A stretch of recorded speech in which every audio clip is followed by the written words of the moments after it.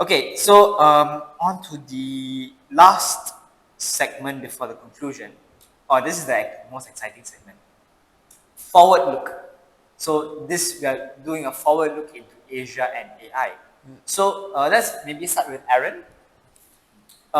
What do you? I believe I've asked you this question, somewhat a similar question before in the previous episode, but I'll ask you in a different way. So, what do you see in the future of business ecosystems in Southeast Asia, especially leveraging the Singapore, leveraging the special economic zone and cross-border frameworks? I think increasingly technology are more accessible and cheaper. So we can definitely see a trend where uh, manual labor is overtaken by robotics and AI control. For example, we ate at food court in JB. I think, and even in Singapore, it was more a trend over the last 3, 4, 5 years. Yeah, but that was something that Japan had maybe 10, 15 years ago. So increasingly, we can see the transition of technology from advanced economies to more developing slash semi-advanced countries. So increasingly, this trend is going to evolve into Malaysia through the special economic zone, what have you, into Indonesia, Vietnam. So countries which are traditionally reliant on cheap labor, they would have to upgrade their workforce to more semi-skilled or skilled labor, because obviously the economic value of manual labor is going to be very little, if not almost worthless, because people will say you can get a buffalo. Buffalo is very cheap to maintain, but obviously not everyone is a buffalo, right? You don't want to be stuck in the lowest tier of job. So I see an increasingly rapid transition where skilled labor and skilled valuable contribution to the economic chain is considered indispensable rather than doing the grind. So I don't know. I foresee even a lot of routine work in professional work such as audit or legal work of basic contract drafting. I myself am a trained lawyer across 3 countries. I see that increasingly going to take place. Even coding, basic coding is going to be taken by AI, AI The systems. co-pilots, I mean, Yes, co-pilots MS are helpful, Copilot, but they yes. are taking over a lot of hard code. Yes. So that is what I see for the future. Yeah. There is going to be a lot of artificial brain, as Jan pointed out. AI probably means artificial intern. Yeah. So we don't want to be stuck in low value job, and but certain front end jobs where you are front facing with customer centric, you have customization, tailoring, specifics. This can never fully be taken over by robots and computers and AI as well. We have seen even robots being deployed as housemates now. All the household labor can be done. We saw it in the restaurant we were in just Well, it's just a very lousy basic model. It's just a wheel tray collection machine that, as I said, Japan was like 15 years ago, Singapore that's the true, last that is 5 true, years, that is true. and now Malaysia maybe the last 4 years, especially rapid deployment after post-COVID scenario. Many people are no longer available to work across different countries. Segregation, especially the low skilled labor. I see a lot of news in Malaysia recently about how mama shop cannot find workers because a lot of countries have certain protection mechanism. They said after 10 or 15 years, these low level workers, low skilled workers are no longer allowed to renew their work permits, and the new ones are subjected to more stringent or more costly uh, fees in order to be recruited. And therefore, a lot of business owners are pushing back and not doing that. But instead, they lobby the government and say, if you force us to do that, we will have to increase prices across board and make daily rituals and habits no longer affordable to the masses, and that is going to create a problem. All our countries in Asia probably have some form of mama. In Singapore, 24-hour roti prata shops, whether they may be called different names. Maybe in Vietnam it's called pho, in Indonesia is the warung, right? But so we see a lot of problems where society pushes back against government protectionism, and how AI tech can solve this dilemma. I mean, I see at somewhere in the near distant future, but it's not a short-term solution where you suddenly see a huge mass of cheap robots taking care of taking order to cleaning toilets to flipping roti canai and cooking fried rice. Because we see a lot of automation, there are a lot of machines that are able to cook fried rice in volume, even flip teriyaki sticks. I lived in Japan for 8 years. I have seen technology how do you say, transition with a front row seat over the last 10, 15 years or so. So I can say it definitely is coming, and I don't know where the world is heading. I'm a bit, worried as well how the human against robot race eventually and AI It's will right to be come it's to right a to be a to a little head. worried about Will it. come to a head as Yeah. well. When you have AI thinking for itself, you no longer need a human intervention for the AI. At some point, it takes control over the whole system. Then That's what we don't want to happen. we see there is a need for some control, but certain countries in a haste, in its bid to be seen as a leader in this domain, they may cut corners and take out the risk and control mechanisms. We need to be And that careful is about the something autonomy. we need to worry, not almost akin like a Terminator style of world that we seem to be heading to, where machines dominate humanity, and that is the last thing that humans should be aiming for. So I can think of two very simple words to summarize everything Aaron has said, which is that the future looks very exciting as well, but equally as scary.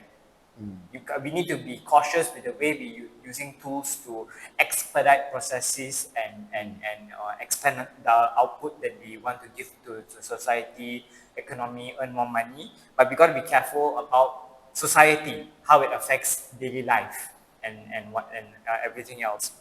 And thanks for the crash course. Topic, example, elaboration, just like Harvard coding crash course, man. I'm gonna have to rewatch this segment later on to learn a bit more as well. Okay, to Jan now. How do you believe that tech strategy and business dev will evolve the AI partnerships, new markets? So I definitely, as the guy from the AI Association, I want to paint a much positive picture of how AI is going to come into the economy. There will always be two sides to a coin. So he's going to talk about the brighter side of it. And this is something I really appreciate of the Malaysian education system. Now, you might think that it is a mess and like there's no central control and but I appreciate so much, right, about the Malaysian education system that it allows private independent schools to exist, whether it is your Chinese schools, your Indian schools, or your international schools. And of course, the standard government schools are in Bahasa Melayu. So, why? Because AI is able to do the very manual labor, yes. It is able to do even some of the decision-making processes given enough information. So someone with a lot of experience supervising it, yes, AI is able to then follow whatever instruction, whatever prompts is coming down. But what AI can't do is the soft skills, the people skills.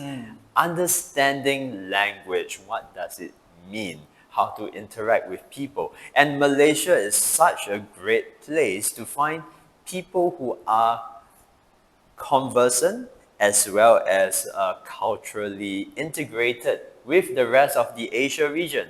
Whether from a Chinese school, you can interact with people coming down from China, with the China market. hey, the Indian schools, they have ties to India. The human touch. Yes, like, uh, or if you are from the Malay ethnicity, then you are very well connected to do business in Indonesia as well. So there's so much regional connections that we can imagine happening just because of this cultural melting pot of not just Singapore but Malaysia as well. And I think that's the advantage that we have here, both in Singapore and Malaysia, and it makes so much sense to cooperate on this special economic zone. Um, it serves as the kind of, um, you know, not just a place to of course, it is a good place to found new startups to expand into the region, or like a place for international companies to come in and say like, yes, let's set up a headquarters around the Singapore Johor region, and then like that's our foothold into the rest of ASEAN, Southeast Asia. But it also serves as like a testing bed for new ideas. Because like what works here with a cultural melting pot of all us guys and ladies, Ladies so, and gentlemen. ladies and gentlemen. So it's most likely going to also work across the region. And that would be so important in assessing the regional markets in the Southeast Asia. Very well said. Very well said. Thanks for the elaboration, Jan.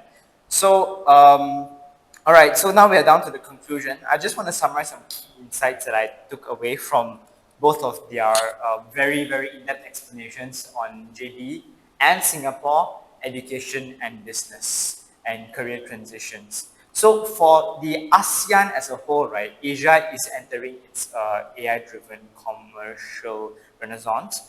The region, especially Malaysia and Singapore, that we are all from here, is becoming a fast-rising hub where technology, talent, and trade converge. AI is no longer experimental; it's now central to how businesses scale, operate, and compete. And I think we all agree that Johor Bahru is now positioned to be a pivotal education to industry bridge with the SEZ, right? Secondary schools, high schools, universities in JB are feeding the growing pipeline of tech literate AI ready youth. And as the cross-border industries expand, Johor Bahru will increasingly serve as a strategic talent base for the region. And the SEZ will redefine cross-border innovation as well, as you guys have so given such an in-depth analysis about it, fundamentally changes how companies hire, build, and operate, which is very important, as I have mentioned before, for how for graduates to move into the workforce smoothly and not be caught off guard, right?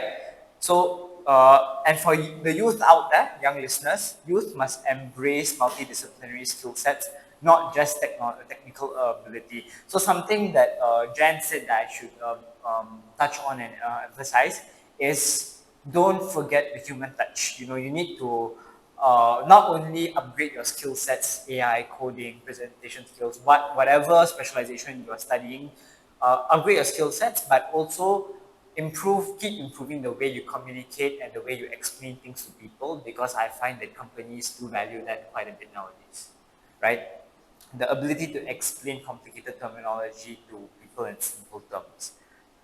And both guests emphasize that the future belongs to the young talent who can combine technical competency, cross-border awareness, communication, adaptability, and business literacy. So, and treat AI as empowerment, not takeover. Don't let it take over because we are lazy. Be proactive and take the initiative to use our natural neural networks, not the artificial neural network. Okay, and success requires community collaboration and cross-border vision. I find that these are three very important C's to take note of. Let me repeat that for those who may have missed it. Community collaboration and cross-border vision. It sort of clicked these three C's when after hearing everything that Aaron and Jen said. So whether it's in schools, companies, or public policy, the message is the same. Cross-border collaborations will define the next decade. So, yeah, any final thoughts from the both of you?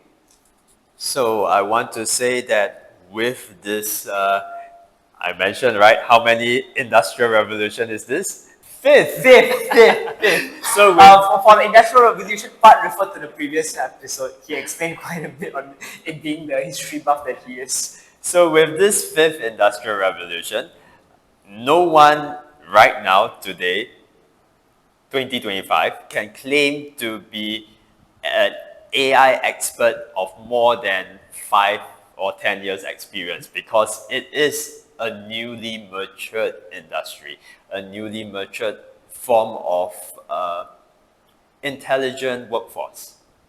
And that means that the economy is once again back down to a huge open playing field where it is up to you as individuals to figure out how to build up the next successful unicorn. That's an interesting way to put it, Jen. Any final thoughts, Aaron? I think I want to sum up as well as in succinctly what concisely what Jen is trying to say is there's an equal playing field where the tools are actually open source. It is readily available to everyone to capitalize on it. It is as opposed to the old ancient ways of doing business where the resource owners, the land owners, the raw material owners, they control the whole equation So it's just a matter of of how well success. they utilize it. Yes, so now the tools are open to all. It's just that who dares wins. Yeah, you need to capitalize on it quickly, efficiently, and practically as well. How do you apply that for real case, real use scenario? I mean, none of this dreamy, idealistic, visionary uses that does not translate quickly and cheaply to solve current problems right now.